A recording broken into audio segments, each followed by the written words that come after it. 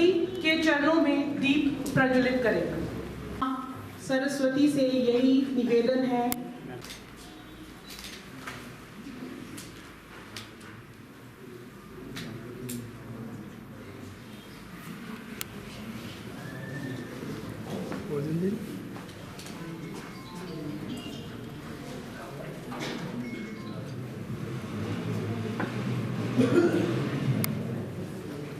से और डॉक्टर राजेश सहगल से कि वो हमारे आज के मुख्य अतिथि महोदय और उनके साथ आए डॉक्टर कविता विजलवान और श्री अविनाश जी को बैज लगा के सम्मानित करें।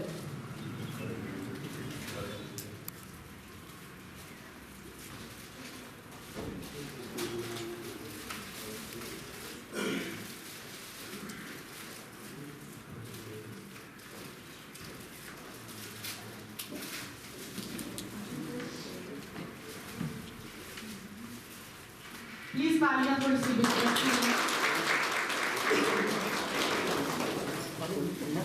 वो अविनाश सर को हमारे जो कॉलेज से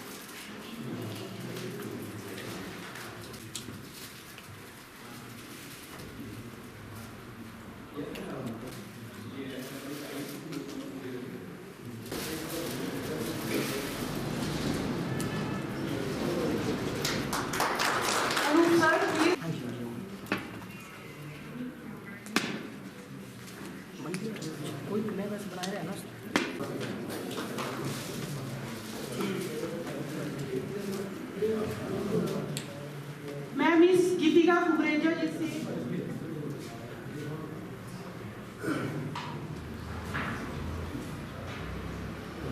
हमारे जो उत्कृष्ट विद्यालय उनको सिलेक्ट किया है, मैं चाहती हूँ कि हम उनका सम्मान करें। मैं निवेदन करूंगी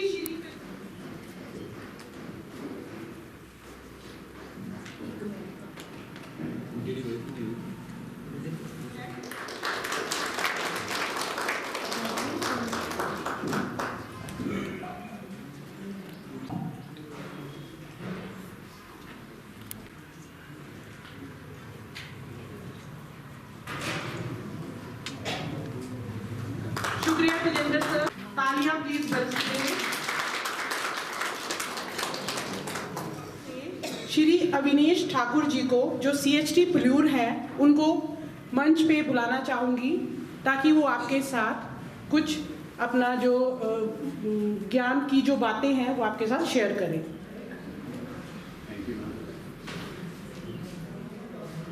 हमारे BRCC पर जानते हैं कि आज हम यहाँ पे एकत्रित हुए हैं, जिन जिन स्कूल प्रबंधन समितियों ने अपने स्कूल में जो उत्कृष्ट कार्य किए हैं उनको सम्मानित आज के समारोह में किया जाएगा। तो इससे पहले कि हमारा ये जो फंक्शन है वो फॉर्मल तौर पे शुरू हो, तो मुझे आदेश हुआ कि मैं आपके साथ कुछ बातचीत करूं। जैसा कि आप सब जानते हैं कि ये जो स्कूल प्रबंधन समिति का जो कॉन्सेप्ट है, इसकी जो अवधारणा है, ये जो लागू हुआ, इसके पीछे जो मुख्य स्रोत है इसका वो है हमारा शिक्षा का अधिकार अधिनियम 2009, जिसको आप RT एक्ट के नाम से जानते हैं। RT एक्ट बनने से पहले अगर हम इसकी थोड़ा सा पृष्ठभूमि को देखें तो जब हमारा संविधान लागू हुआ था 26 जनवरी 1950 को, उसी समय वो जो हमारी संविधान की जो किताब है, वो जो एक डॉक्यूमेंट है, उसके अंदर ये लिख दिया गया था कि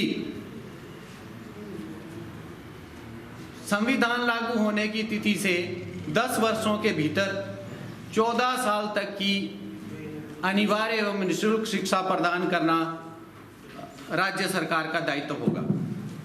लेकिन साथियों, सरकार प्रयास करती रही, क्योंकि संविधान में ये अनुच्छेद 45 के अंदर था और ये जो अनुच्छेद है वो, जैसा कि हम जानते हैं कि राज्य के जो नीति निर्देशक सिद्धांत होते हैं उनके अंतर्गत आता है।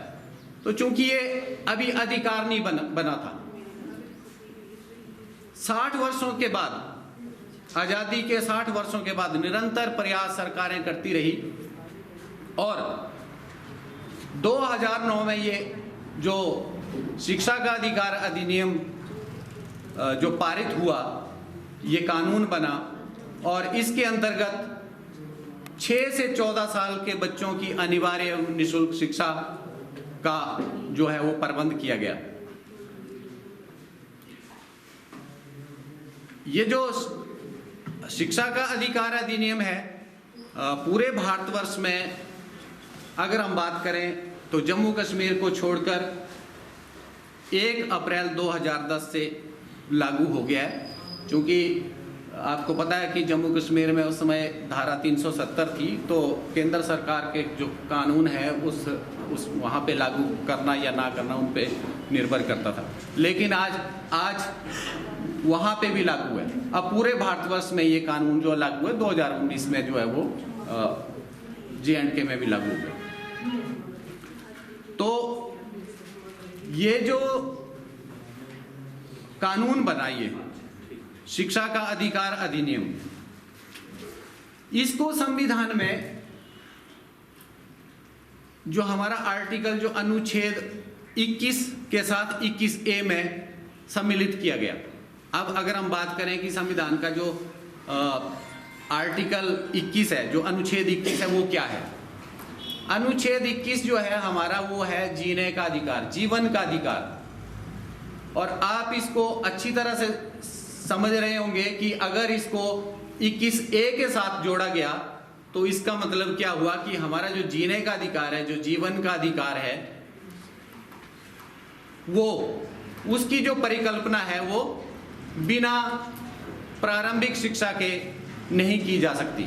कहने का मतलब कि ये जो प्रारंभिक शिक्षा है हमारी 6 से 14 साल तक के बच्चे की, 6 साल का बच्चा हमारा फर्स्ट क्लास में जब एडमिशन होती है उसकी, और 14 साल की उम्र तक वो 8वीं पास कर जाता है, जिसको हम प्रारंभिक शिक्षा बोलते हैं। तो ये प्रारंभिक शिक्षा जो है वो प्राप्त करना हर बच्चे का अधिकार है। और इसी जो ये जो शिक्षा का अधिकार है, इसी की पूर्ति के लिए जो है स्कूलों में स्कूल प्रबंधन समितियों का गठन किया गया। और ये जो स्कूल प्रबंधन समितियां हैं, ये भी एक संवैधानिक संस्थाएं हैं। संविधान में इनका उल्लेख है। हमारा जो शिक्षा का अधिकार अधिनियम है उसका जो सेक्शन 21 है, उसमें स्कूल प्रबंधन समिति के गठन की बात की गई है। और जो हमारा सेक्शन 22 है उसमें यह प्रावधान किया गया है कि हर स्कूल प्रबंधन समिति जो है वो अपने स्कूल की स्कूल डेवलपमेंट प्लान बनाएगी। एक जो विद्यालय विकास योजना है कि अपने स्कूल में वो क्या करना चाहते हैं। अगर 3 साल के लिए स्कूल प्रबंधन समिति का चुनाव किया जाता है, 3 साल के लिए वो बनाई जाती है, तो 3 साल में वो क्या क्या काम करना चाहते हैं उसका एक खाका जो है वो विद्यालय विकास योजना के रूप में एक डॉक्यूमेंट जो वो पर्सपेक्टिव प्लान जो तैयार किया जाता है। और उसके बाद उसका एनुअल प्लान होता है, जो कि हम प्राथमिकता के आधार पर करते जाते हैं कि इस वर्ष हम क्या काम करेंगे, अगले वर्ष क्या करेंगे, अगले वर्ष क्या करेंगे। ये आप लोग बखूबी जानते हैं। इसके अतिरिक्त जो हमारा स्कूल प्रबंधन समिति का जो मेन उद्देश्य है इसके गठन का, वो है शिक्षा का सार्वभौमिकरण करना। ये जो प्रारंभिक शिक्षा है, और सार्वभौमिकरण के अंदर बच्चों का नामांकन, 100% नामांकन, ये जो 6 से 14 साल के बच्चे हैं इनका नामांकन जो है वो स्कूल में सुनिश्चित करना। कोई भी बच्चा जो है वो इस मुख्य धारा से बाहर ना रहे। और जो बच्चे स्कूल में एक बार एडमिट हो गए, एनरोल हो गए, उनका ठहराव सुनिश्चित करना, वो बने रहे।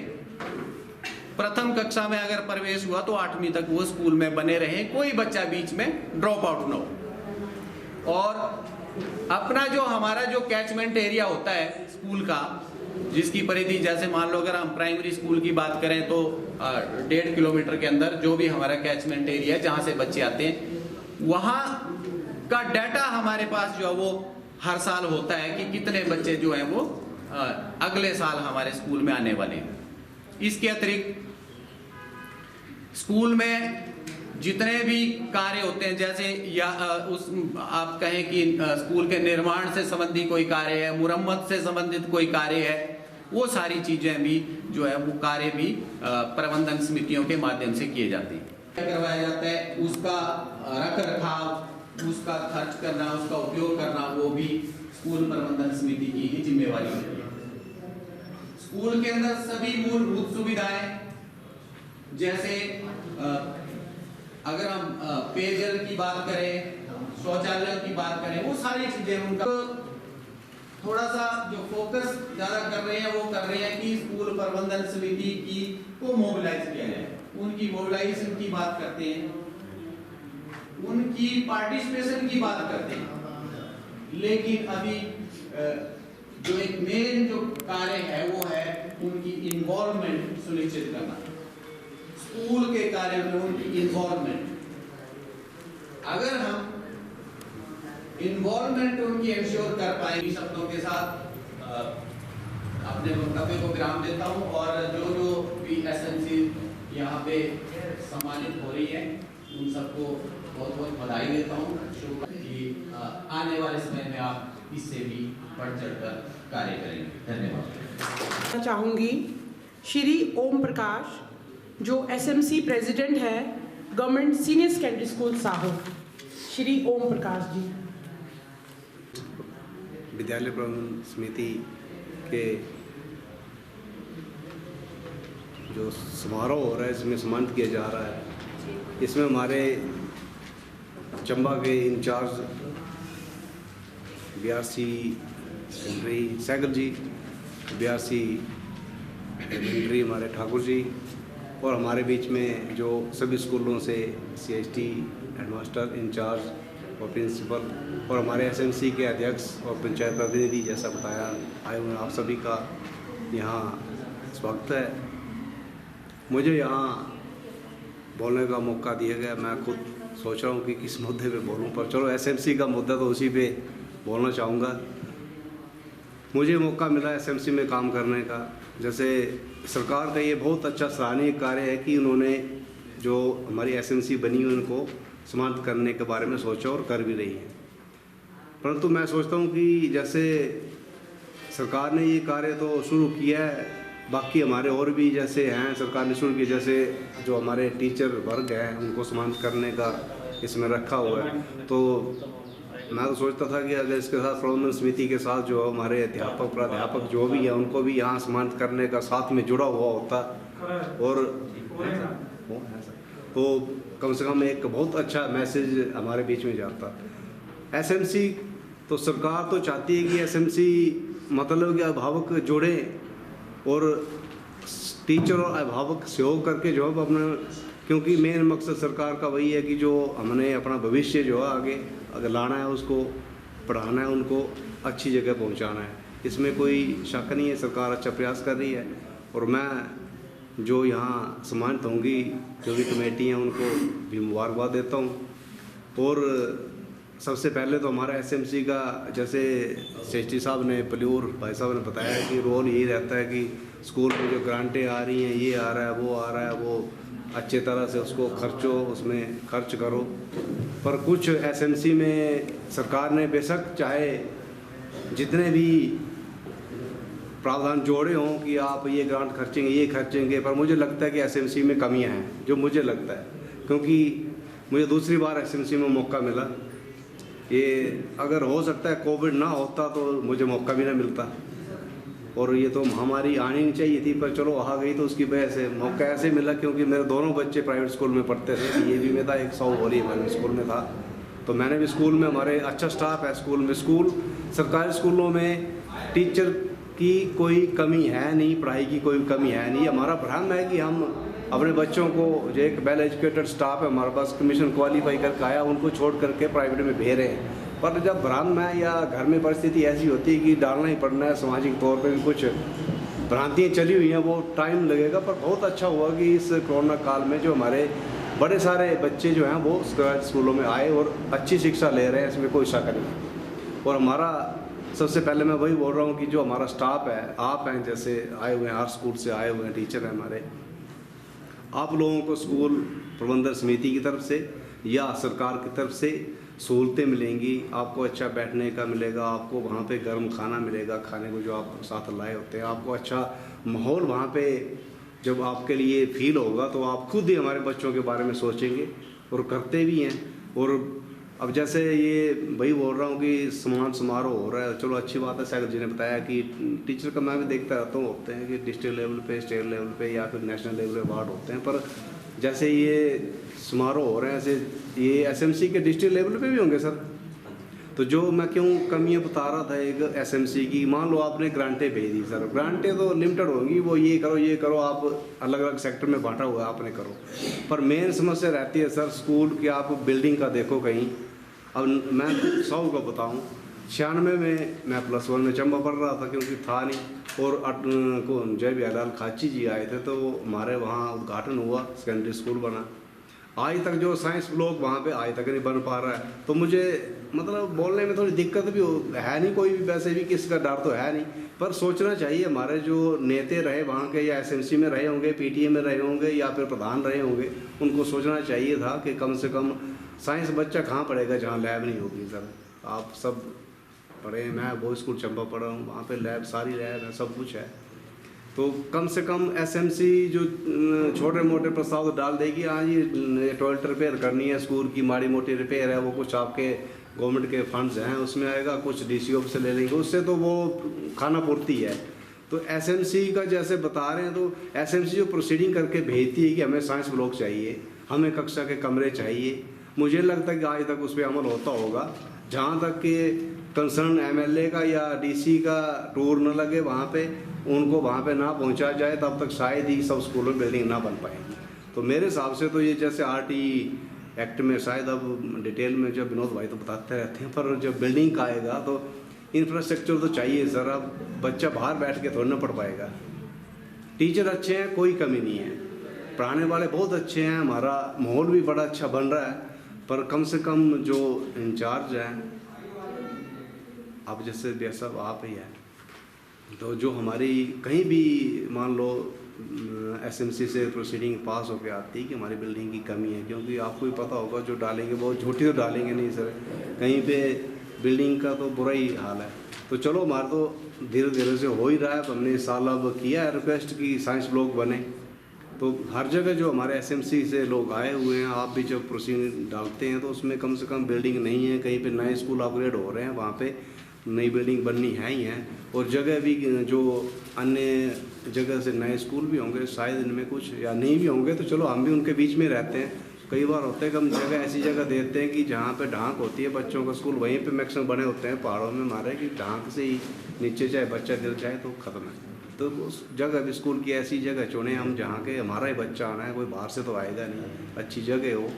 और सरकार तो प्रयास कर रही है कि एसएमसी को जो है वो स्ट्रेंथ दो, आपके साथ मिल के हम काम करें।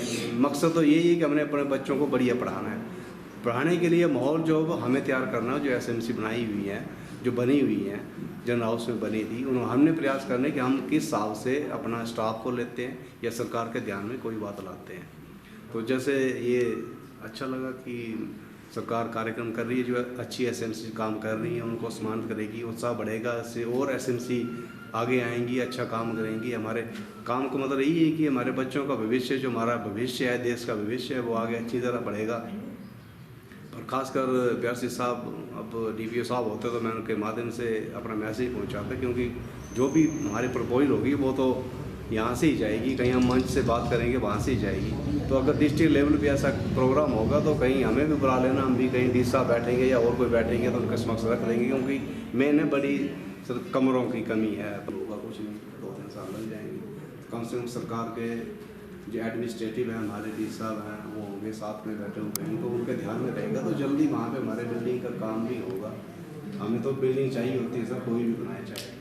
आए होंगे जो घर गए, आपने खुद देखा होगा, मैं खुद फेस करता था, 2 क्लासें बाहर बैठती थी। आज भी हमने वो कमरे 3-4 बनवा दिए, वो SC ST शेड्यूल का सप्लान में हुआ है। उसके बाद वहाँ पे हमने हेल्थ केयर करा तो उन्होंने चूज करने को बोला ना हेल्थ केयर और हमारा एग्रीकल्चर, क्योंकि जो हमें जॉब था वहाँ पे गाँव के साथ से ऑटोमोबाइल का तो वो होगा, पर हमने कोशिश की उसमें एक्स्ट्रा कोशिश की। प्राइमरी के राकेश ठाकुर जी और हमारे बीच में महान विभूति कॉलेज प्रोफेसर और सभी अध्यापक बंधु और एसएमसी के सभी साथी,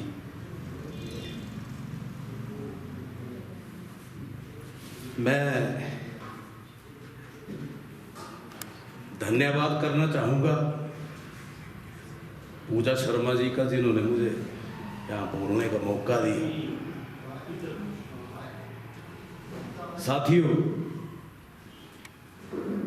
जिस तरह से अभी हमारे एसएमसी के प्रेसिडेंट व पूर्व में रहे प्रधान सहो के अपने एसएमसी के बारे में विचार रख रहे थे, बहुत अच्छा लगा इनके विचारों को सुन के। तो बहुत से साथी ऐसे हैं हमारे जो एसएमसी फर्स्ट आई है, सेकंड आई है, थर्ड आई है और जिन्होंने बड़े अच्छे काम किए हैं वो बधाई के पात्र है, और जिनकी एसएमसी फर्स्ट सेकंड थर्ड नहीं आई वो अगले साल के लिए तैयारी करेंगे, मेरा ऐसा मानना है। तो साथियों, बात ऐसे है कि जैसे कि बात कही अविनाश ठाकुर जी ने बात कही कि 1950 में संविधान लागू हुआ। अब संविधान लागू हुए कितने साल हो गए, और स्कूल मैनेजमेंट की बात कर रहे हैं हम आज 2022 में। तो एसएमसी क्यों बनाई गई? क्या बिना एसएमसी के गुजारा नहीं चलता था? मैं जानना चाहूंगा, क्या बिना एसएमसी के पढ़ाई नहीं हो रही थी? होती थी। बोलने का मतलब यह है कि संविधान में जब संविधान लिखा गया तो संविधान में एक चीज लिखी गई कि 6 to 14 साल के बच्चों को फ्री एजुकेशन देनी है। 1950 में लिख दिया गया था, लेकिन 2022 आते आते हम अभियान ला रहे हैं, सर्व शिक्षा अभियान लाए। इससे पहले भी एक अभियान आया था, उसका पता होना, और उसमें पूरे हिमाचल प्रदेश के 4 जिले चुने गए थे। पता आपको? एक डीपीपी प्रोग्राम आया था, जिला प्राथमिक शिक्षा कार्यक्रम। उसमें क्या था कि चंबा को उस वक्त 40 करोड़ रुपए मिला था प्रोजेक्ट का, और 4 जिले थे। आज भी चंबा का कितना नंबर है बाबा? कोई बताएगा चंबा आज क्या है? चंबा बताएंगे क्यों मिला था वो प्रोजेक्ट चंबा को? चंबा पढ़ने लिखने में सबसे पीछे था। और बड़ी मजेदार बात बताऊंगा आपको, जब 1996 में वो प्रोजेक्ट मिला चंबा को, उस वक्त हमारी जो एजुकेशन मिनिस्टर थी, पता कौन थी? चंबा से। और भाग्य की विडंबना देखिए, सबसे ज्यादा एजुकेशन मिनिस्टर कहां से रहे पता आपको? जब से असेंबली बनी, विधानसभा बनी, उसमें सबसे ज्यादा एजुकेशन मिनिस्टर रहे तो कहां के रहे हैं? चंबा का। लेकिन चंबा का एजुकेशन में बारमास था, और आज भी चंबा पिछड़ा, आज भी है ना एस्पिरेशनल डिस्ट्रिक्ट, पिछड़ा डिस्ट्रिक्ट है ना। जबकि मैं बात बताऊं, हिमाचल प्रदेश में चंबा एक ऐसा जिला रहा है जो अग्रणी जिला रहा रियासत टाइप से, राजाओं का राज रहा है ना। दिल्ली में बिजली नहीं थी, चंबा में बिजली थी। दिल्ली में हॉस्पिटल नहीं था, चंबा में हॉस्पिटल था। और चंबा का जब रियासत काल थे, जब डीसी बने, तो सारे के सारे डीसी जो थे, 4-5 रियासतें जो भी थी, जो जिले थे, तो 5 के 5 चंबा के थे। और चंबा के लोग लाहौर भी पढ़े, लेकिन हमें क्या लेना पड़ा? चंबा को प्रोजेक्ट। और उसमें भी बड़ी बात चंबा की एक और बताऊं, चंबा में जो हमारा चंबा ब्लॉक है ना, पूरे जिला चंबा में नंबर 1 पंचायती चंबा के निकले अनपढ़। 206 बच्चे ऐसे थे जिन्होंने 6 to 11 साल के जिन्होंने स्कूल का मुंह ही नहीं देखा। अब भाग्य की विडंबना देखिए, गरोड़ा ब्रह्मोर जैसे ब्लॉक हमसे कहीं आगे थे। और आज भी अगर तीसरा ब्लॉक को आप स्टडी करें तो टॉप 50 में तीसरा ब्लॉक है वो पूरे हिंदुस्तान में अनपढ़ता की। उसमें हमारी जो गर्ल्स लिटरेसी रेट है वो क्या है, कम है। तो डीपीपी प्रोजेक्ट है, तो डीपीपी प्रोजेक्ट में क्या हुआ, 40 करोड़ का मिला और उसमें 235 प्राइमरी स्कूल खोले गए और 6 to 11 साल के बच्चों को स्कूल में इनरोल करना शुरू कर दिया। अब जब स्कूल खुल गए और एक आज बात कर रहे थे, जैसे अविनाश जी बता रहे थे कि संविधान में लिखा गया, आरटी एक्ट जो बना आज उसमें लिखा गया कि 1.5 किलोमीटर से ज्यादा 6 to 11 साल के बच्चे को चलना नहीं चाहिए। 1.5 किलोमीटर के अंदर स्कूल दिए गए। और आपको बताऊं कि एक पंचायत हमारी जो चंबा में नंबर 1 अनपढ़ पंचायत थी, 206 बच्चे की बात कर रहा हूं, 198 बच्चे हमने वो इनरोल कर लिए, लेकिन वो 198 बच्चे 5वीं करके नहीं निकले। वो बीच में क्या हुए, ड्रॉप आउट हो गए, है ना। अब इनरोल तो कर लिया हमने, लेकिन उनको रिटेन नहीं कर पाए। आज तो हम क्वालिटी एजुकेशन की बात कर रहे हैं कि क्वालिटी एजुकेशन भी होनी चाहिए, लेकिन क्या वाकई क्वालिटी एजुकेशन आ रही है आज की डेट में? आ रही है। सब पढ़े लिखे लोग हैं, बड़ी एडवांस स्कूल मैनेजमेंट कमेटियां बैठी है, अब क्वालिटी लैक कर रहे हैं। एक चमियाली च कहावत है, बोले पुराना 10वीं पढ़ रहे थे, आज MA पढ़ रहे। MA वाले जो बोलते हैं कि एप्लीकेशन लिख के DC, वो पता क्या बोलते, बोले मेरी बहन जी ने पढ़ाई नहीं पढ़ाई। क्यों? हम क्वालिटी एजुकेशन लैक कर रहे हैं, क्वालिटी में भी पीछे जा रहे हैं। तो इसके लिए बड़ा ये school management committee,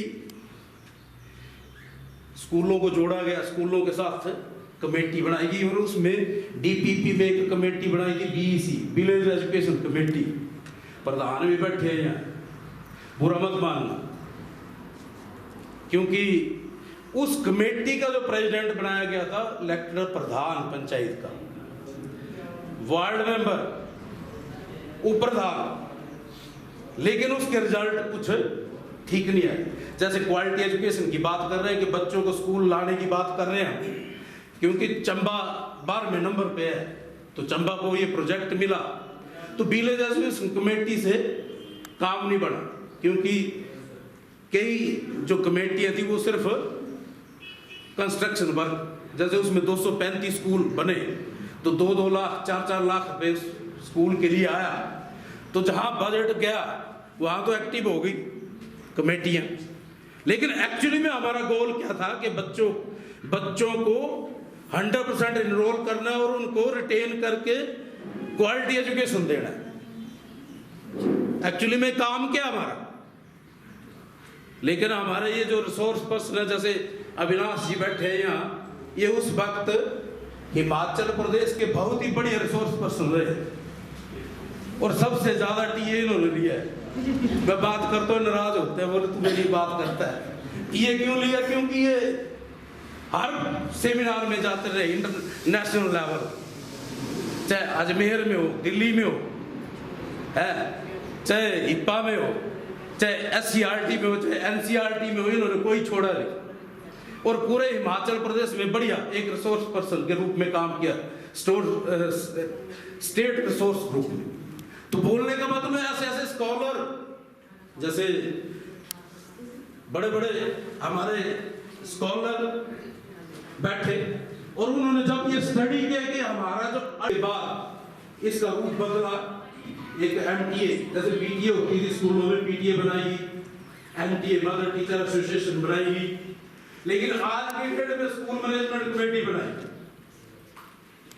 school committee बनाई गई और इस कमेटी में उन लोगों को शामिल किया गया क्योंकि जो हमारे ये स्कॉलर जो एक्सपर्ट थे जो हमारी फेडरेशन थी, इन्होंने एक सरकार के पास एजेंडा रखा कि आप जिस गोल को अल्टीमेट अचीव करना चाह रहे हैं, जिस चीज को हम चाह रहे हैं वो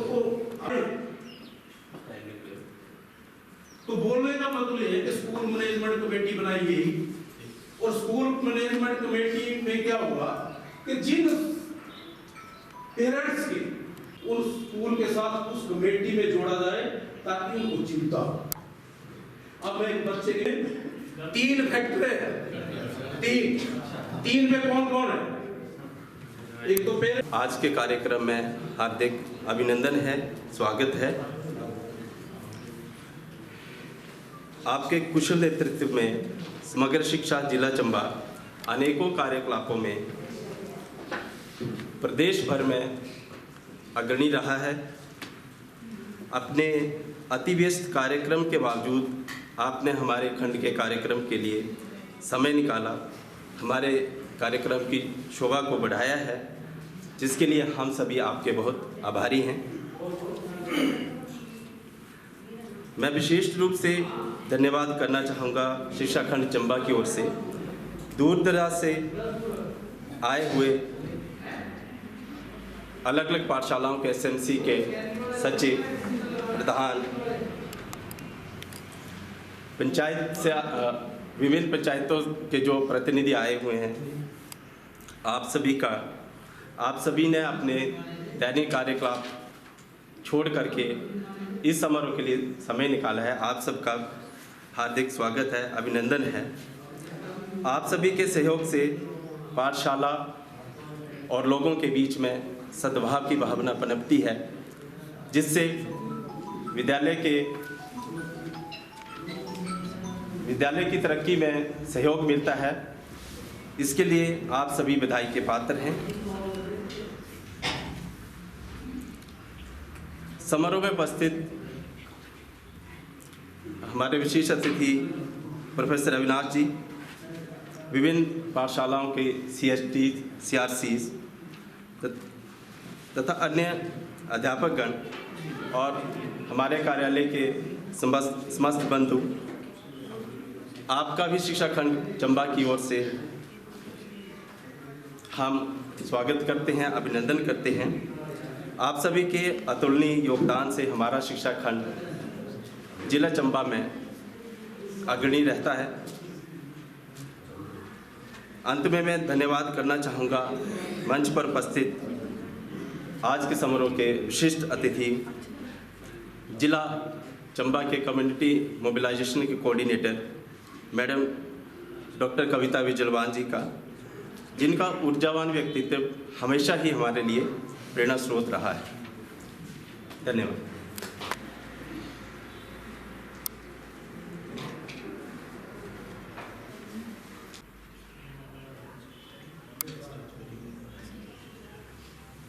साइड से आए हमारे विशिष्ट अतिथि डॉक्टर कविता विजयवान जी, मैं पर्सनली उनको बहुत फॉलो करती हूँ, क्योंकि मुझे लगता है कि अगर जीना है तो धर्म को मानती हूँ, और आज हमारे बीच में वो मौजूद हैं। मैं बहुत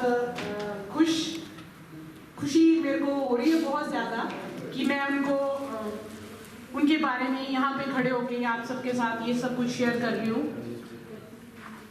मैंने हमेशा इनको एक ऊर्जावान व्यक्तित्व, जैसे हमारे राकेश सर ने बोला है, कैसे जीना है, क्या करना है, लाइफ को कैसे पॉजिटिवली जीना है, अपने लिए जियो, बहुत कुछ मैंने इनसे सीखा है। और आप मैम आज यहाँ पे उपस्थित हैं, मुझे बहुत खुशी, स्वागत करती हूँ यहाँ पे पहुँच के। और मैं चाहती हूँ कि कोई अगर किसी को किसी भी तरह की कोई भी मानसिक परेशानी है या अपने बारे में कोई एक होता है ना कि डाउट हो जाता है कई बार हमें, तो आप मैम को देखें और उनको फॉलो करें। और मैं चाहती हूँ कि हमारे बीच में जो हेडमिस्ट्रेस है गवर्नमेंट हाई स्कूल धनई, श्रीमती बिंदु जी, वो मैम को विशिष्ट अतिथि का अवार्ड देके सम्मानित करें। श्रीमती बिंदु मैम और डॉक्टर। इसके बाद मैं हमारे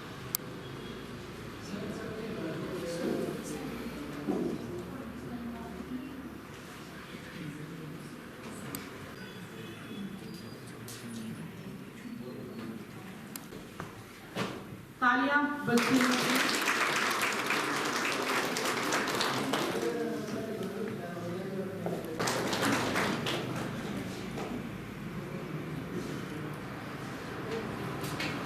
सर अवार्ड्स का थोड़ा सा सिलसिला हम जारी रखेंगे।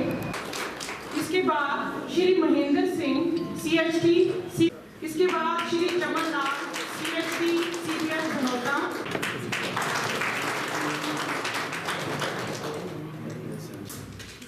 Shri Vinod Kumar DM GMS Hardaspura. होता है ना, वो कहीं भी फिट हो जाता है। ये हमारे इतने निपुण अध्यापक हैं कि ये श्री राजेश शर्मा जी, गवर्नमेंट कॉलेज चंबा से आए हुए श्री अविनाश पॉल जी, साकरा वार्ड के हमारे पार्षद श्री देवेंद्र शर्मा जी, मैडम बिंदु जी, हमारे ऊर्जावान साथी दोनों BRCs डॉक्टर राजेश सहगल और डॉक्टर श्री राकेश जी, विभिन्न विद्यालयों से आए हुए समस्त अध्यापकगण और आज के इस कार्यक्रम के सबसे प्यारे आकर्षण हमारे समुदाय के सदस्य। आज अत्यंत प्रसन्नता हो रही है कि इस उत्कृष्ट विद्यालय प्रबंधन समिति कार्यक्रम में आप सबके साथ हम लोगों को इंटरेक्ट करने का या इस समारोह में शामिल होने का अवसर मिल रहा है। सर्वप्रथम क्षमा चाहते हैं कि थोड़ा सा हम लोग लेट हो गए, थोड़ा सा नहीं ज़्यादा ही, क्योंकि कुछ व्यवस्थाएं थी। तो डाइट में भी एक मीटिंग थी, सर भी उसमें बिजी थे, इस वजह से हम लोग जो है वो इस कार्यक्रम में समय पर नहीं पहुंच पाए। ये जो उत्कृष्ट विद्यालय प्रबंधन समिति का कॉन्सेप्ट है, इसको हर बार आजकल ये कार्यक्रम बीते कुछ वर्षों से 3-4 वर्षों से हो रहा है। इसके पीछे की अवधारणा को थोड़ा सा हम समझने का प्रयास करेंगे कि क्यों इस तरह के कार्यक्रम चलाए जा रहे हैं। समुदाय को विद्यालय के साथ जोड़ना समग्र शिक्षा के अंतर्गत एक बहुत बड़ा हमारा लक्ष्य है, जिसको हमने प्राप्त करना है। क्योंकि जितनी भी मर्जी हम गतिविधियां शुरू कर लें, उसका सही मायने में लाभ तब तक नहीं हो सकता यदि हम लोगों के अंदर वो अपना मैसेज नहीं दे पाए। क्योंकि ग्रास रूट लेवल पे जो इकाई है हमारी, वो पेरेंट्स है, अभिभावक है, उस समुदाय के लोग हैं। आज इस अवसर के माध्यम से आप तक आपकी बात पहुंचाने का एक बहुत सुनहरा मौका हमें मिला है, क्योंकि इस तरह से इस संख्या में समुदाय के लोगों के बीच में जाना और बात करना हम बहुत कम हो पाता है। तो इस तरह के कार्यक्रम उसी कड़ी का एक हिस्सा है। समग्र शिक्षा के अंतर्गत या हम सरकार की तरफ से करें या विभाग की तरफ से करें, बहुत सारी बच्चे के लिए नई नई इंटरवेंशन चल रही हैं, जिसके बारे में हम सभी को जानना बहुत जरूरी है। अध्यापक बंधु क्योंकि वो इस सिस्टम के साथ जुड़े हुए हैं तो हम जानते हैं, लेकिन कई बार ऐसा देखा जाता है कि कुछ ऐसी योजनाएं होती हैं जिनके बारे में अभिभावकों को भी पता नहीं होता है या समुदाय के अन्य लोगों को पता नहीं होता है। तो जब हम मिलकर के कार्य करेंगे, क्योंकि जो बच्चा हमारे पास आ रहा है वो आपकी एक बहुत बड़ी धरोहर है, जिसे आपने हमारे ऊपर विश्वास करके हमारे पास भेजा है। उस धरोहर को संवारने का, निखारने का, उसका संपूर्ण विकास करने का दायित्व हमारा है। लेकिन यदि उस कार्य को हम मिलकर के करेंगे तो जो उस बच्चे के अंदर परिवर्तन है वो वांछित परिवर्तन हम उसमें देखने को हम सभी को मिलेगा। अकेले अपने आप में अगर कोई ये बात करे कि अध्यापक ही सब कुछ कर लेंगे या अभिभावक ही सब कुछ कर लेंगे, ऐसा नहीं है। अगर ऐसा होता तो बड़े बड़े जो उद्योगपति हैं, बड़े बड़े राजनेता हैं, वो अपने बच्चों को घर में बिठा करके पढ़ा लेते, क्योंकि उनके पास पैसे की कमी नहीं है, धन की कोई कमी नहीं है, ट्यूटर बुला सकते हैं। लेकिन ट्यूटर और टीचर में अंतर होता है, विद्यालय और घर में भी अंतर होता है। इसीलिए हर बच्चे को विद्यालय के अंदर भेजा जाता है। और ये कोई वर्तमान समय की प्रथा नहीं है। अगर हम पूर्व में भी जाएं तो गुरुकुलों में राजा के बच्चे भी पढ़ते थे और प्रजा के बच्चे भी उन गुरुकुलों के अंदर शिक्षा ग्रहण करते थे। इसके साक्षात उदाहरण हमारे पास हैं। अगर श्री कृष्ण जी गुरुकुल में जाते हैं तो वहाँ पर सुदामा जैसा उनका मित्र वो भी पढ़ता था। अर्थात शिक्षा सभी के लिए सुलभ थी और एक ही गुरुकुल के अंदर सारे पढ़ते थे। लेकिन उस समय होता ये था कि गुरुकुलों में जब बच्चा भेज दिया जाता था तो बच्चा पूरा का पूरा समय दिन रात वहाँ पर रहता था, और जो आचार्य होते थे या ऋषि मुनि होते थे जो उनको शिक्षा देते थे, वो उसके अंदर जो एक जीवन के लिए बच्चे को तैयार कर देते थे। भावी राजा भी उन गुरुकुलों में तैयार होते थे।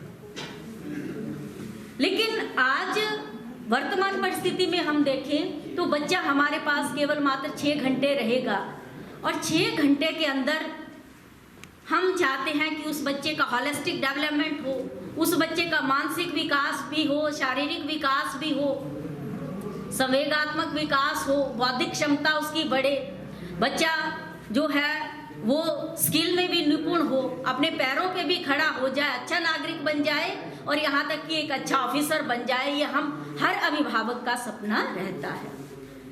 लेकिन ये चीज तब तक नहीं हो सकती जब तक हम दोनों कड़ियां मिल करके काम नहीं करेंगे। खाली अध्यापक के जिम्मे ही छोड़ने से, क्योंकि 6 घंटे के अंदर वो अध्यापक भी अपने बच्चे के लिए नहीं कर पाएगा इतना, ये बात तय है। अगर हम अध्यापकों की भी बात करें, कई बार आ जाता है तो हमारे अपने बच्चे भी हम जितना मर्जी जोर लगा ले, अकेले कुछ नहीं कर पाएंगे। अर्थात दोनों ही कड़ियों को जुड़ना पड़ेगा। एक पेरेंट के रूप में मुझे जागरूक होना पड़ेगा, एक अध्यापक के रूप में मुझे रिस्पॉन्सिबल होना पड़ेगा, समुदाय के रूप में, चाहे मेरा बच्चा है या नहीं उस विद्यालय में पढ़ रहा, लेकिन मेरे गांव का, मेरे एरिया का, मेरे वार्ड का ये विद्यालय है, मुझे उस विद्यालय के साथ जुड़ना पड़ेगा। जब इस कड़ी में हम सब लोग जुड़ेंगे तो मैं नहीं कहती कि कोई मतलब ही नहीं है कि हम फ्रूटफुल रिजल्ट नहीं दे पाए, क्योंकि अपने ही जिला में या कहीं पे भी हम देख लें, उन्हीं स्थानों में अच्छे परिणाम हमें देखने को मिलते हैं जहाँ पे समुदाय का और विद्यालय का बहुत अच्छा तालमेल है। जैसे घरों में भी हम देखते हैं, जिस परिवार में बहुत अच्छी बॉन्डिंग है, प्रेम स्नेह बना हुआ है, सब मिलकर के काम करते हैं, वो घर, वो परिवार खूब तरक्की करता है। इसके साक्षात उदाहरण हमें देखने को मिलते हैं अपने आसपास, हमें दूर जाने की जरूरत नहीं। सरकार या विभाग की तरफ से या समग्र शिक्षा की मैं बात करूं, इतनी अधिक गतिविधियां, नए नए इनोवेटिव आइडियाज चल रहे हैं कि उसके बारे में अगर हम वर्णन करने लगेंगे तो बहुत समय लगेगा, क्योंकि बहुत कुछ किया जा रहा है। कई बार क्या होता है कि वो वाली बात जो है वो शायद आप तक नहीं पहुंच पाती है, और उसी के लिए यहाँ पे ये इस तरह के आयोजनों के लिए का प्रयोग किया गया है कि ऐसे आयोजन होने चाहिए। ये उत्कृष्ट विद्यालय प्रबंधन समिति, क्योंकि समुदाय का हिस्सा है एसएमसी एक बॉडी बना दी गई कि ताकि बहाने से जो है वो अभिभावक या पेरेंट्स जो हैं वो विद्यालय के अंदर आए, विद्यालय को देखें, विद्यालय को क्या ज़रूरत है, उनको क्या ज़रूरत है, उनके बच्चों की क्या ज़रूरत है, किस तरह से बच्चों के विकास के लिए वो अपना सहयोग दे सकती हैं, टीचर से इंटरेक्ट कर सकते हैं, हेड ऑफ द इंस्टीट्यूशन से बात कर सकते हैं। ये एक जरिया रखा गया है। और इसी एसएमसी में भी ये देखा गया कि कुछ एक एसएमसी ऐसी हमारी समितियां हैं जो बहुत अच्छा कार्य कर रही हैं, और शायद यही नतीजा है कि इस तरह के कार्यक्रमों के माध्यम से उनको प्रोत्साहित करने के लिए उनको भी लगे कि नहीं, हम टीचर ही विद्यालय का हिस्सा नहीं है, बच्चे ही हिस्सा नहीं है, अभिभावक जिनके बच्चे वहाँ पे पढ़ते हैं वो भी इस विद्यालय का एक हिस्सा है, हिस्सा ही नहीं है, एक महत्वपूर्ण अंग है। और इसीलिए यह आप स्कूल में कोई एसएमसी की मीटिंग होती है, कोई प्रोग्राम होता है, तो आज की डेट में हर स्थान पर अभिभावकों को, एसएमसी सदस्यों को बुलाया जाता है। इस कार्यक्रम को आयोजित करने के लिए हमारी दोनों बीआरसीज की टीम ने मेहनत की है, कड़ी मेहनत के बाद जो है वो कार्यक्रम आयोजित किया है, इसके लिए मैं उनको बधाई देती हूँ। और मैडम पूजा यहाँ पे मुझे लगता है कुछ ज़्यादा बोल रही थी, शायद आपने मुझे इतना मान दिया, आपका धन्यवाद। लेकिन मुझे लगता है कि यदि हम सभी अपने अपने कार्य को एक ऑनरशिप के साथ करें, एक जिम्मेवारी के साथ करें कि ये मेरा जैसे घर का काम है वैसे ही मेरा ये इंस्टीट्यूशन का काम है, ये जिस भी स्तर पर हूँ, चाहे हम राजनीति के क्षेत्र में हों, चाहे किसी सरकारी सेवा में हों, या किसी भी कार्य को कर रहे हों, यदि हर व्यक्ति अपने कर्तव्य बोध को जान जाएगा, समझ जाएगा, तो मतलब ही नहीं है कि हम जो चाहते हैं, जिस लक्ष्य को हमने रखा है, उसको पूर्ण नहीं कर पाए। हमारे अध्यापक बंधु, जो बहुत सारे हमारे साथी ऐसे हैं जो बहुत निष्ठा के साथ कार्य कर रहे होते हैं, लेकिन कई बार वो हाईलाइट नहीं हो पाते हैं, तो इस तरह के कार्यक्रम हमारे उनके लिए भी एक मंच है, ताकि सारी हमारे समुदाय की कड़ियाँ, चाहे अभिभावक है, एसएमसी मेंबर है या अन्य साथी हैं, वो एक प्लेटफॉर्म में आए और बाकी जो लोग हैं उनको भी पता लगे कि कहाँ पर किस तरह का कार्य हो रहा है। क्योंकि इसके बारे में और भी ज़्यादा हमारे डिप्टी सर आपके साथ शेयर करेंगे कि किस किस तरह के कार्यक्रम समग्र शिक्षा के अंतर्गत चल रहे हैं। मैं तो केवल मात्र एक इतनी ही बात कहना चाहती हूँ, किसी भी चीज़ को कुछ भी बना सकते हैं, क्योंकि बनाने और बिगाड़ने वाले दो ही लोग होते हैं। अगर जीवन में देखा जाए तो बच्चे के विकास की जितनी चिंता अध्यापक को होती है, उतनी ही चिंता अभिभावक को होती है। ये दोनों ही कड़ियां हैं। ये ऐसे लोग हैं जिनको कभी भी इग्नोर नहीं किया जा सकता। दोनों के सहयोग से बच्चा कहीं ना कहीं जीवन में पहुंचता है, कुछ बनता है। वो बिरले होती हूँ। मैं सभी से आग्रह करूंगी, चाहे हमारे अध्यापक हैं, अभिभावक हैं, आओ मिल करके हम अपने भारतवर्ष का जो भावी भविष्य है, जो हमारा ह्यूमन रिसोर्स है, जो एक बहुत बड़ी मानव संपदा है, उसका भविष्य उज्जवल करें। अपने अपने कार्य को हम निष्ठा से करें, निस्संदेही हमें वांछित जो परिणाम है वो देखने को मिलेगा। इस उम्मीद के साथ कि शिक्षा के क्षेत्र में हमारा जिला चंबा एक अभूतपूर्व तरक्की करेगा, आगे बढ़ेगा। हमारे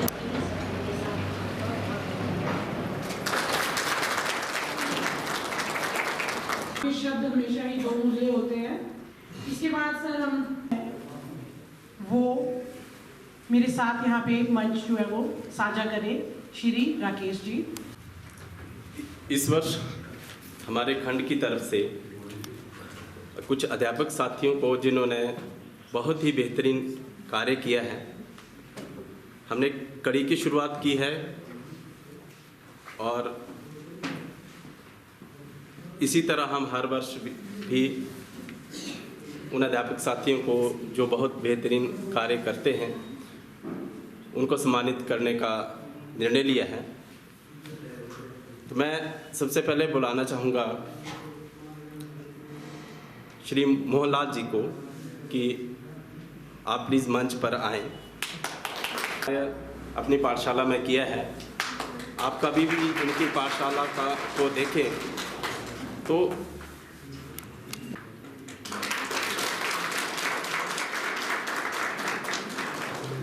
प्यार सिंह जी, मैं इनको साथ ही आमंत्रित करना चाहूँगा क्योंकि आप इनको हमेशा साथ ही पाएंगे।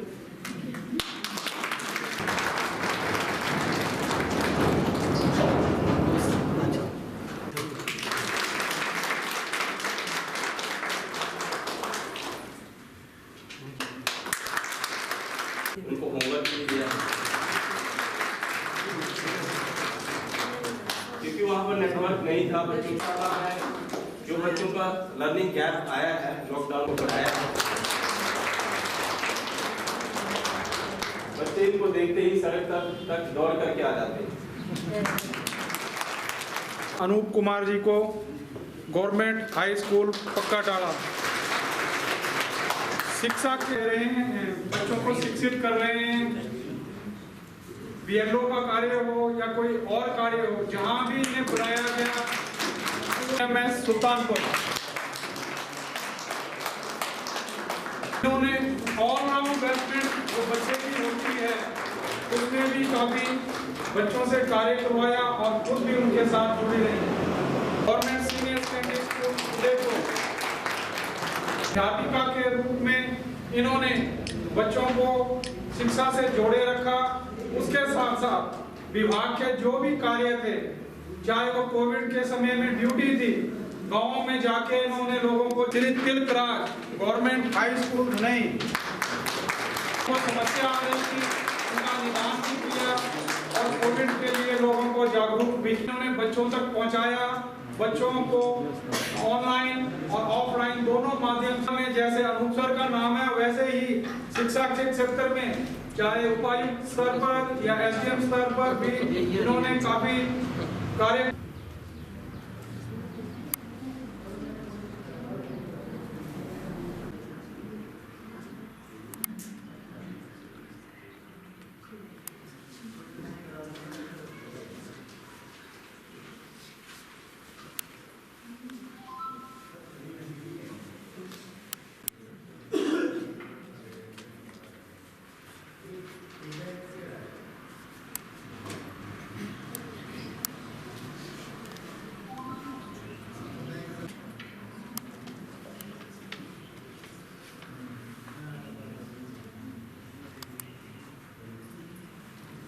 स्कूल प्रबंधन समितियां हैं सर, वो यहाँ पे मौजूद है कि आप उनको सम्मानित करके उनको प्रोत्साहित करें।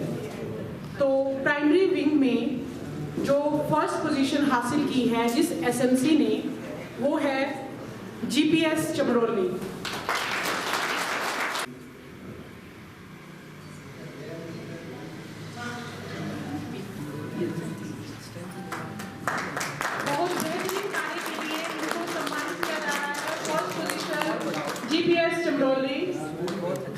इसी ने सेकंड पोजीशन हासिल की है, वो है सीपीएस सरू। सीपीएस सरू के सभी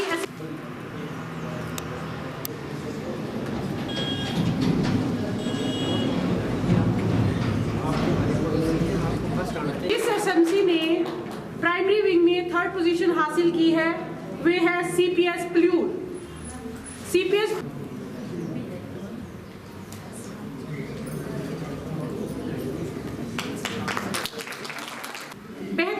और उत्कृष्ट कार्य करने के लिए जिस एसएमसी को मिडिल स्टैंडर्ड पे फर्स्ट पोजीशन मिला है, वो है जीएमएस सुल्तानपुर। अध्यापकों के साथ साथ एसएमसी भी जुड़ी रही है। बिल्कुल, ये जो तालमेल है उसी की वजह से जो है वो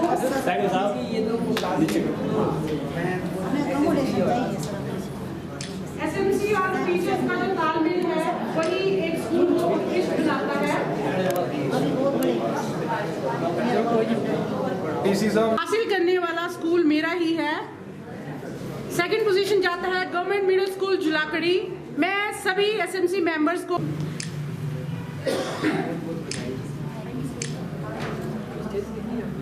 सभी बीसी है।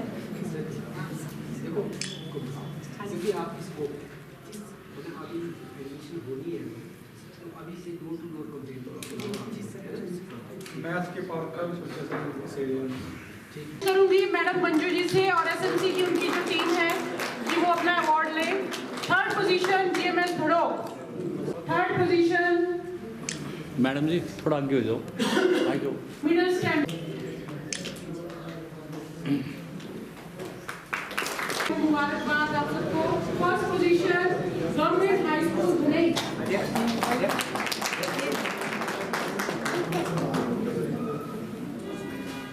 गवर्नमेंट हाई स्कूल धुरई के जो इंचार्ज एसएमसी के साथ आए हैं तिलक सर और उनकी एसएमसी की टीम को बहुत बहुत मुबारकबाद।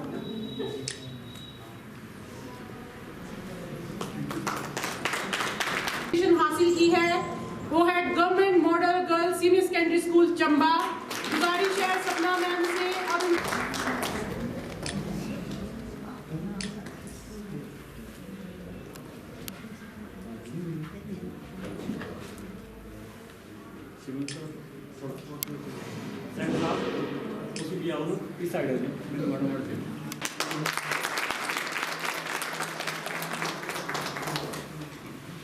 सम्मानित करने की बारी है। मैं गुजारिश करूंगी बीआरसीसी ऑफिस स्टाफ से श्रीमती भुवन पठानिया जी को गुजारिश रहेगी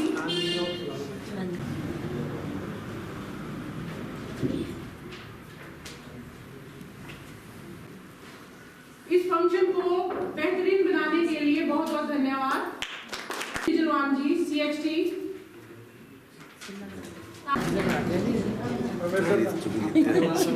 श्री अविनेश ठाकुर जी, अविनेश ठाकुर जी,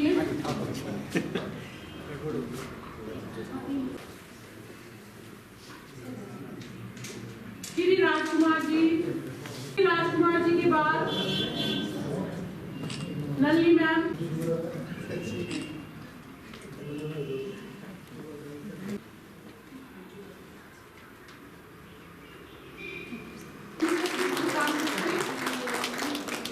सर मास्क हटाओ। प्रकाश जी,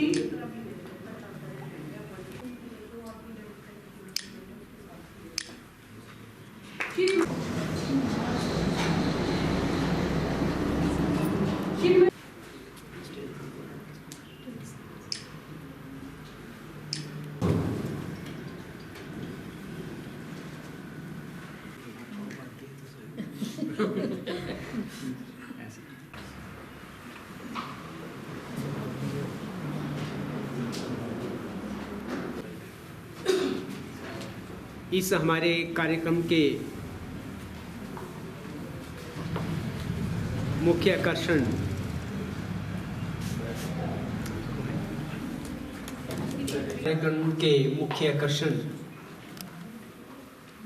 विभिन्न विद्यालयों की विद्यालय प्रबंधन समितियों के सम्मानीय अध्यक्ष, अन्य सदस्य, मंच पर उपस्थित प्रोफेसर अविनाश जी, मेरे साथ आई हुई कोऑर्डिनेटर डॉक्टर कविता बिजलवान जी, मैडम हेडमिस्ट्रेस धनी देवेंद्र जी,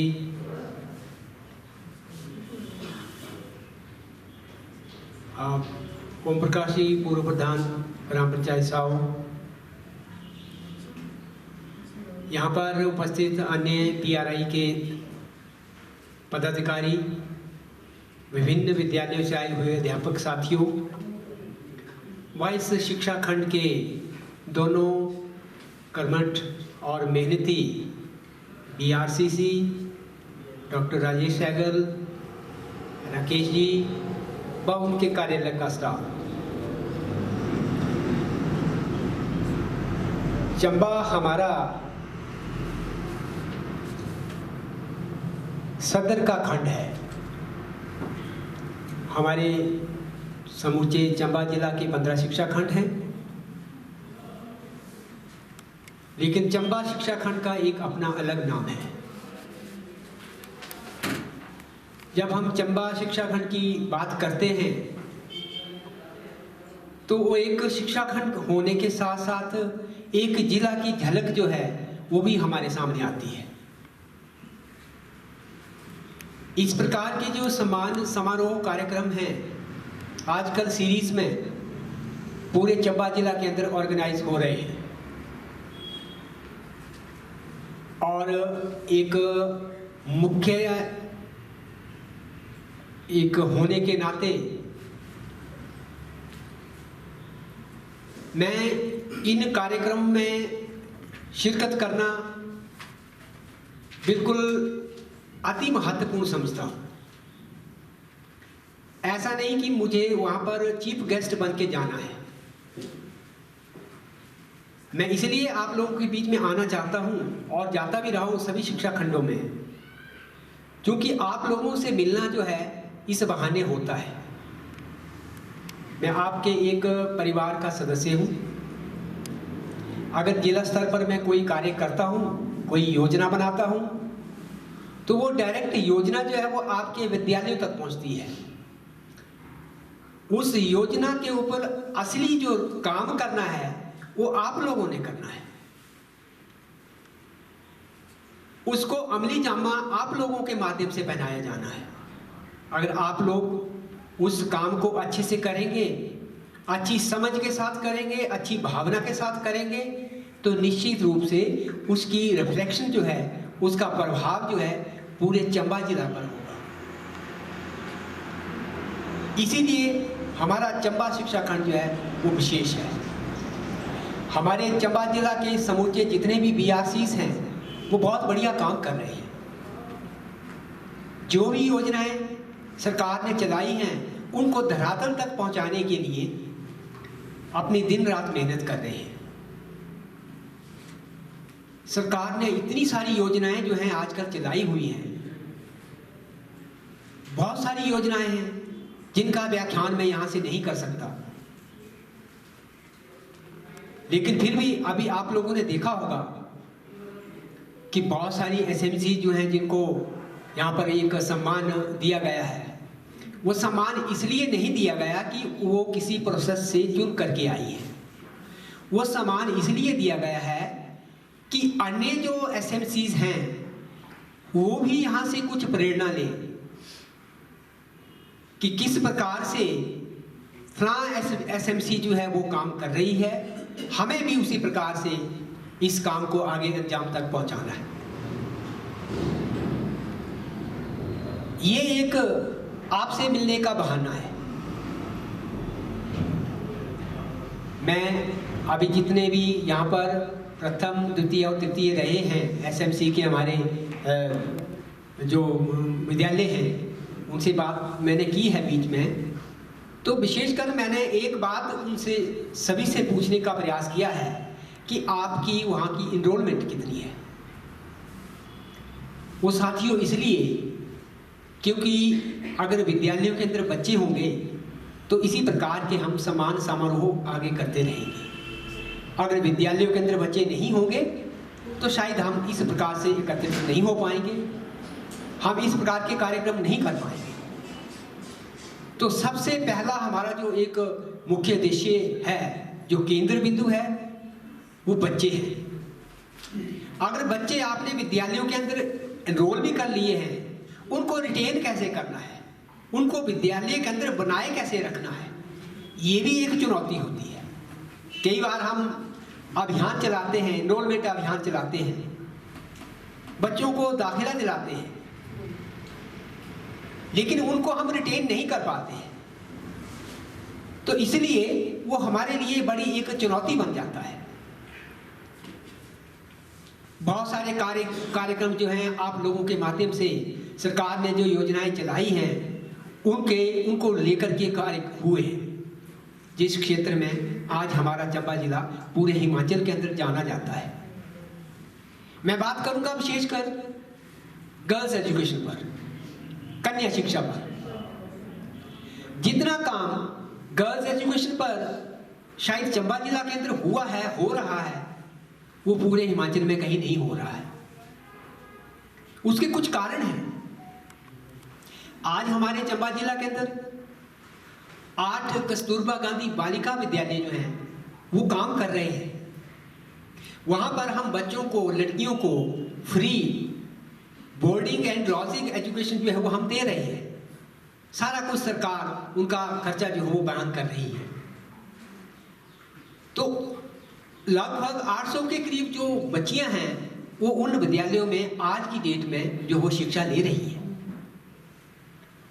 इसी प्रकार से हमारी प्री प्राइमरी की बात करें हम, तो प्री प्राइमरी में अभी पिछले 2-3 सालों से सरकार ने एक बहुत ही महत्वपूर्ण कदम उठाया था, क्योंकि हमें दिक्कत क्या होती थी कि बच्चा अभी स्कूल गोइंग एज का पूरा होता नहीं था, तो प्राइवेट स्कूल वाले उसको ले जाते थे उठा के।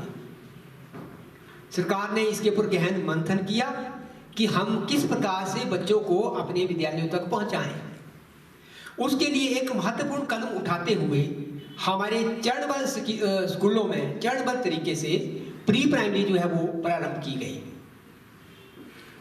क्योंकि 2 साल हमारे 2.5 साल कोविड में चले गए, उन बच्चों के साथ हम नियमित रूप से उनकी पाठ पढ़ाने का या उनके साथ वार्तालाप करने का काम हम नहीं कर पाए।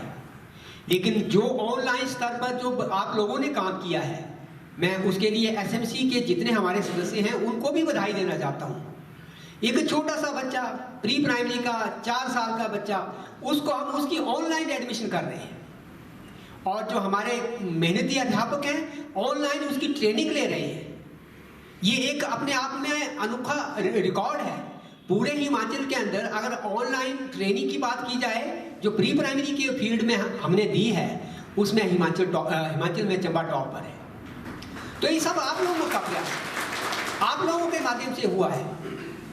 95%, 98%, इवन बहुत सारे ब्लॉक ऐसे हैं, शिक्षा खंड ऐसे हैं जहां पर 100% जो है वो 100% जो है वो ट्रेनिंग जो है वो उन प्री प्राइमरी के टीचर्स की हुई है। शायद चंबा खंड भी उसमें शामिल है।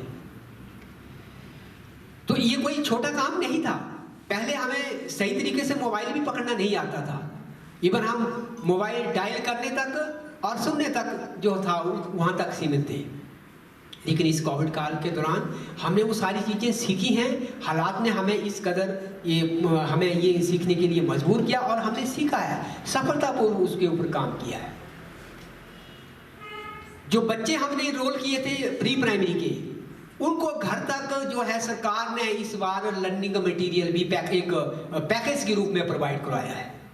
आप सभी जानते हैं, हमारे जो एसएमसी के सम्मानीय सदस्य हैं उनको भी ये जानकारी होगी कि जिन विद्यालयों के अंदर उन बच्चों को इनरोल किया गया है, वहाँ पर वो लर्निंग मटेरियल जो है एक पैकेज के रूप में वो सरकार ने पहुँचाया है।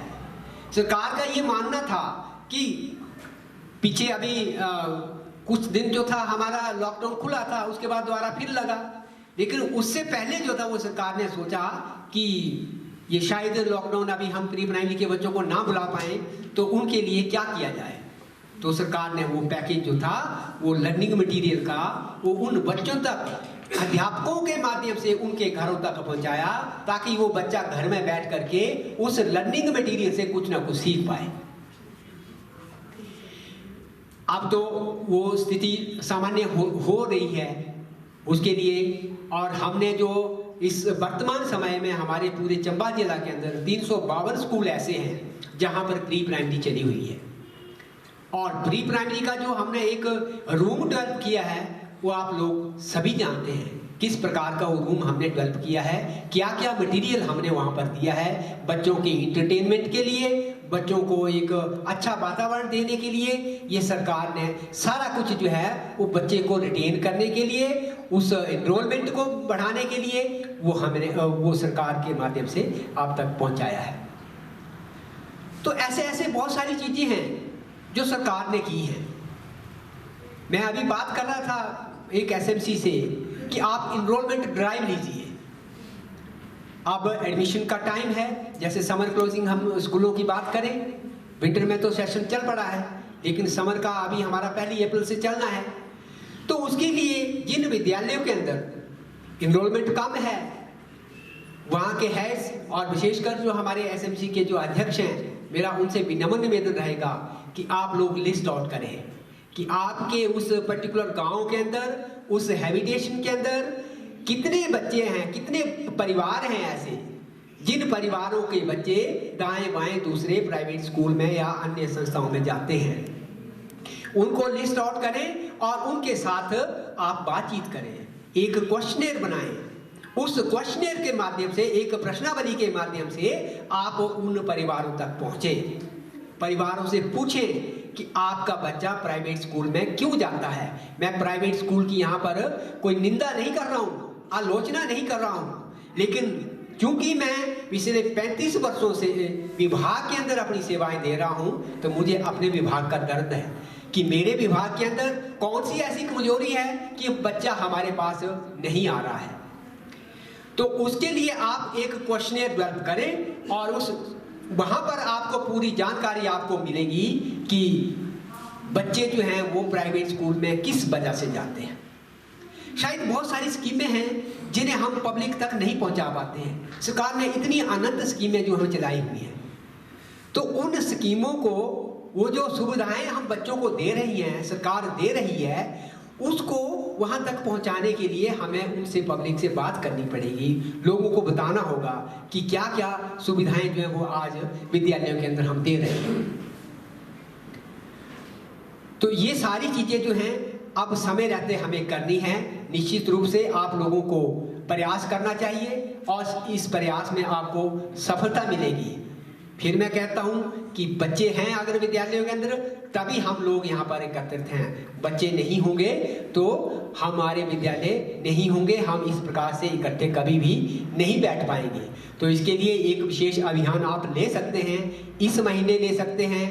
आप उसी सराउंडिंग एरिया के अंदर जो भी समय आपको उचित लगता है, एसएमसी का सहयोग लें, स्थानीय पंचायत का सहयोग लें, वार्ड मेंबर को अपने साथ लें और उन घरों तक चिन्हित करें जहां पर ये बच्चे जो हैं वो उन स्कूलों में जाते हैं। तो सारी बातों का जवाब आपको मिल जाएगा। हम यूनिफॉर्म हम देते हैं, विद स्टिचिंग देते हैं, एक अच्छा पौष्टिक कर्म जिसको खाना हम बोलते हैं, मिड डे मील हम देते हैं, स्कॉलरशिप हम देते हैं, फ्री टेक्स्ट बुक हम देते हैं, और क्या क्या चीज़ें जो हैं हम नहीं देते हैं सरकार की ओर से। ये सारी चीज़ें जो हैं इनका जो है वो पब्लिक से साथ बातचीत होनी चाहिए, उनको बताया जाना चाहिए ताकि वो हमारे विद्यालयों के अंदर वो बच्चे आए। अभी मैं पीछे भी एक दिन बात कर रहा था, जैसे हमारा एक डलहौसी पब्लिक स्कूल है, डीपीएस का नाम जिस सभी हर कोई जानते हैं। पिछले वर्ष हमने 9 बच्चे जो हैं बीकर सेक्शन के वहाँ पर पहुँचाए हैं। 9 बच्चे आज वो रेजिडेंशियल शिक्षा जो वो डीपीएस स्कूल में ले रहे हैं, सारी जो उनका जो खर्चा होगा वो सरकार वहन कर रही है। इसी प्रकार से बहुत सारी एक्टिविटीज जो हैं वो और चलाई जा रही हैं।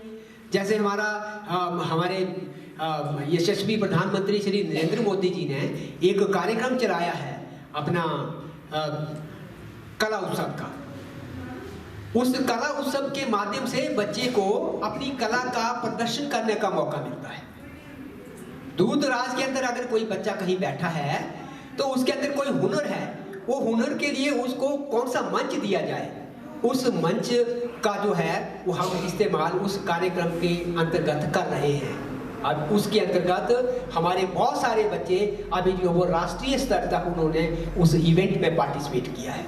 ये हमारे लिए एक गौरव की बात है, बहुत खुशी की बात है कि एक दूर दराज का बच्चा हमारा पलियूर का या भरमौर का या चंबा बॉय स्कूल का बच्चा जो है वो नेशनल लेवल पर जो है वो अपनी परफॉर्मेंस दे रहा है।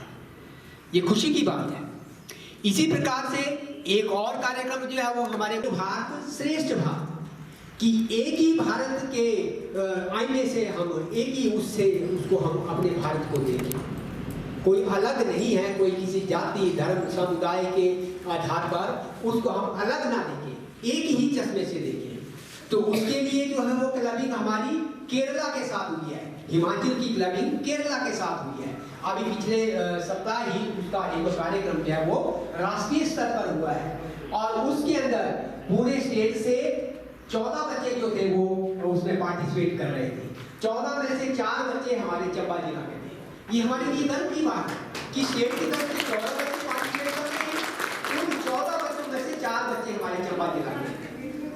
और वो क्या बता रहे हैं वहाँ पर कि चंबा जिला के अंदर या हिमाचल के अंदर किस प्रकार की खेती की जाती है, किस प्रकार का रहन सहन है, क्या यहाँ के रीति रिवाज है, क्या बोलियां हैं, क्या मेले त्योहार हैं। इस प्रकार से बहुत सारी चीजें जो है वो वहाँ पर उस मंच के माध्यम से बच्चे वो सारा वहाँ पर उसमें व्याख्यान कर रहे हैं। और दूसरी ओर से केरला के जो बच्चे हैं उसके बारे में वो अपना वार्तालाप कर रहे हैं। वो बच्चों का एक आदान प्रदान हो रहा है कल्चर का। तो इसको आगे ले जाने के लिए बड़े ही महत्वपूर्ण कदम है। ये तो मैं अपने विभाग शिक्षा विभाग की बात कर रहा हूँ ना, मेरे शिक्षा विभाग के अंदर तो और बहुत सारे कार्यक्रम ऐसे चलेंगे। आप लोग देखते हैं दाएं बाएं बस स्टैंड के ऊपर या बहुत सारे बड़े बड़े होर्डिंग, वो स्कीमें जो है असल रूप में सरकार ने चलाई हुई है। हमारे विभाग की भी बहुत सारी स्कीमें जो है वो उसे एक जो हमने डाइट में लगाया हुआ है उसके ऊपर वो सारी स्कीमें हमने दी हुई है कि शिक्षा विभाग के अंदर समग्र शिक्षा के अंदर कौन कौन से कार्यक्रम जो है सरकार कर रहे हैं। और एक जागरूक नागरिक होने के नाते हम लोगों तक उन चीजों को पहुंचाएं कि नेशनल एजुकेशन 2020, शायद मुझे लगता है नाशी बात की होगी आपने, हाँ, तो उसका जो है वो भी एक सरकार का बड़ा महत्वपूर्ण कदम है। बहुत सारी जो शिक्षा नीति जो है पीछे जब से हमारा देश स्वतंत्र हुआ था उसके बाद ऐसी शिक्षा पद्धतियां आई हैं, नई नई पॉलिसीज आई हैं। लेकिन अभी जो है ये हमारी पिछले 32 वर्षों के बाद, ये 38 वर्षों के बाद शायद जो है वो ये शिक्षा पद्धति जो है नेशनल एजुकेशन 2020 वो आई है। उसका एक अपना ही स्वरूप है। कोई किसी एक क्लासरूम में या किसी VIP रूम में वो पॉलिसी नहीं बनी है, वो ग्रास रूट से बनी है। पिछले 3-4 वर्षों से वो पॉलिसी जो थी आपके उसमें सोशल मीडिया में घूम रही थी, आप लोगों से सुझाव लिए जा रहे थे कि सरकार इस प्रकार की नई शिक्षा नीति जो है वो ला रही है, उसमें आपके क्या सुझाव हैं। लाखों सुझाव आए उसमें, और उन सुझाव को जो है वो सरकार ने कंपाइल किया कि किस प्रकार की शिक्षा होनी चाहिए। उसका फाइनल ड्राफ्ट जो है वो सारा तैयार होकर के बहुत सारे राज्यों ने उसको इम्प्लीमेंट भी कर दिया है। मध्य प्रदेश ने पहला मध्य प्रदेश राज्य बना, दूसरा हमारा हिमाचल प्रदेश उसका दूसरा राज्य बना जिसने उस नेशनल एजुकेशन 2020 को लागू करने का काम जो हो किया है। तो उस शिक्षा के अंदर जो है वो एक हमारे जो हमारी केंद्र सरकार है उसका साफ जो है वो स्वरूप जो है उसमें दिखता है। क्यों आजकल जो आज तक जो हम पढ़ते रहे हैं वो शायद हमें किस प्रकार की शिक्षा थी वो तो हमने पढ़ी है, हम सभी जानते हैं। लेकिन ये जो शिक्षा पद्धति है, ये जो नई एजुकेशन नेशनल एजुकेशन पॉलिसी आई है उसका एक अलग स्वरूप है। शिक्षा जो है वो वातावरण आधारित होती है। जिस वातावरण में आप जन्मे हैं, पले हैं, जिस वातावरण के अंदर आप रहते हैं उस वातावरण के अकॉर्डिंगली जो है शिक्षा वही शिक्षा होती है। अगर हम विश्व के जितने भी हम देश हैं उन देशों की शिक्षा पद्धतियों का अगर अध्ययन करें तो हर एक देश की अपनी एक शिक्षा पद्धति है, अपनी एजुकेशन पॉलिसी है, वहाँ के इन्वायरमेंट के हिसाब से, वहाँ की भाषाओं के आधार पर, वहाँ की बोलियों के आधार पर। लेकिन हमारे जो देश की जो शिक्षा पद्धति थी वो शायद हमें इस प्रकार का काम करने के लिए अलाउ नहीं करती थी। क्यों नहीं करती थी? आज हम देखें, बात करते हैं हम कि जी हमारे पास 4 वेद हैं, पुराण हैं और बहुत सारे धार्मिक ग्रंथ हैं। ग्रंथ तो हैं हमारे पास, लेकिन अगर मैं यहाँ सर्वे करूं तो 4 वेद हम में से किसने पढ़े? शायद मुझे लगता किसी ने नहीं पढ़े होंगे। क्यों नहीं पढ़े? क्योंकि हमारी शिक्षा पद्धति ऐसी थी, हमें उस पढ़ने लायक हमें बनाया ही नहीं गया। हमें ना जाने किस प्रकार का ज्ञान दिया गया और उन वेदों के अंदर जो ज्ञान था वो तो वहीं के वहीं रह गया। ऐसे ऐसे कांड भी हुए कि नालंदा जैसा जो हमारा विश्व स्तरीय एक विश्वविद्यालय था उसका जितनी सामग्री सबको जला दिया गया। कई वर्षों तक वहां आग के धुआं जो था वो निकलता रहा। इस प्रकार के कांड भी हुए हैं और फिर भी हम सरवाइव कर रहे हैं। अगर शायद हमें इस प्रकार की शिक्षा दी होती तो कहते हैं कि भारत का भी विश्व गुरु था, वो सच्ची बात थी। उन वेदों के अंदर, उन पुराणों के अंदर जो शिक्षा दी गई थी वो हमारे ऋषि मुनियों का तप था। उस तप को उन्होंने उन वेदों के अंदर प्रसारित किया था, उसका अध्ययन करने का हमें मौका नहीं मिला।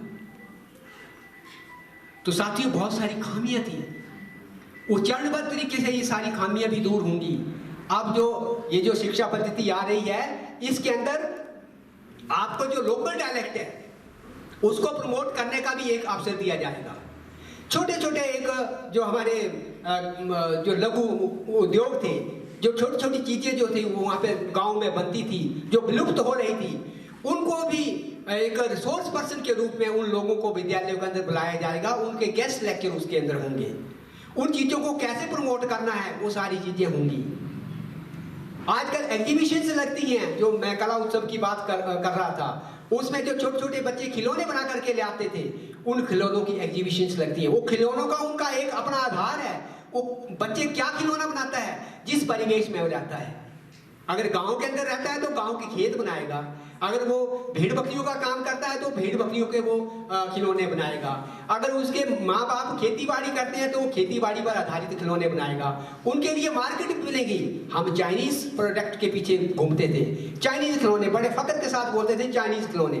क्या क्या आधार क्या उनका, क्यों बना वो खिलौना चाइनीज, क्यों मार्केट में आया, क्या एग्जिस्टेंस थी? वो एक व्यापार था। लेकिन उस व्यापार के पीछे हमने अपनी जो हमारी संस्कृति थी उसको हम भूल गए।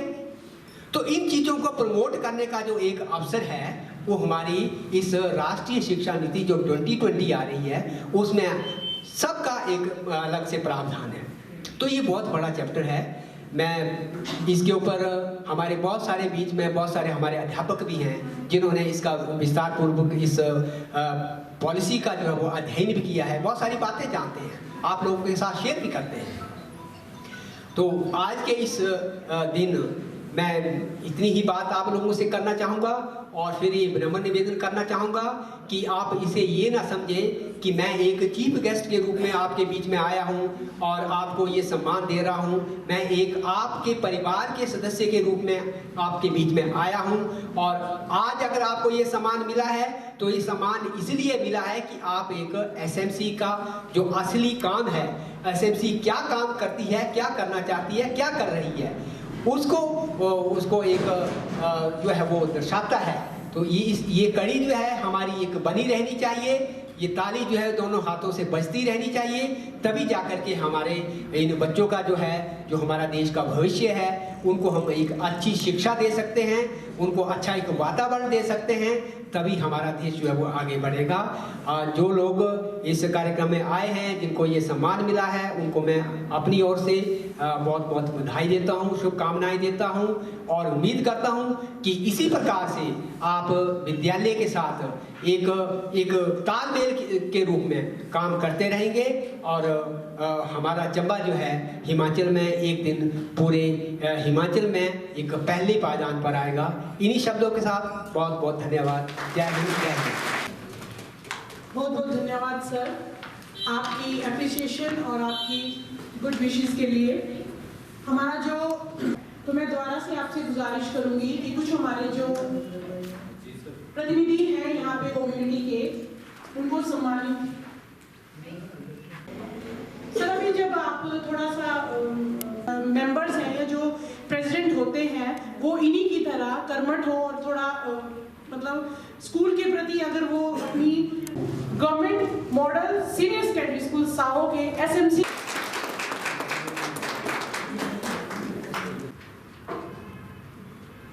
अंजलि मैम ने, श्री अली हसन जी,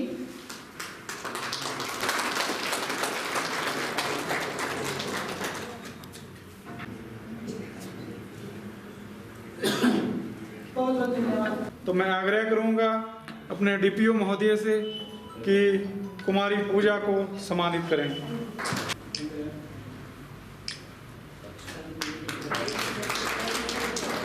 सामुदायिक सहभागिता के बारे में बोल चुके हैं, क्योंकि समय भी काफ़ी हो चुका है। तो आप सभी आपका इस कार्यक्रम में आने के लिए बहुत बहुत धन्यवाद। खाना तैयार है और आप सब खाने के लिए आमंत्रित हैं। धन्यवाद।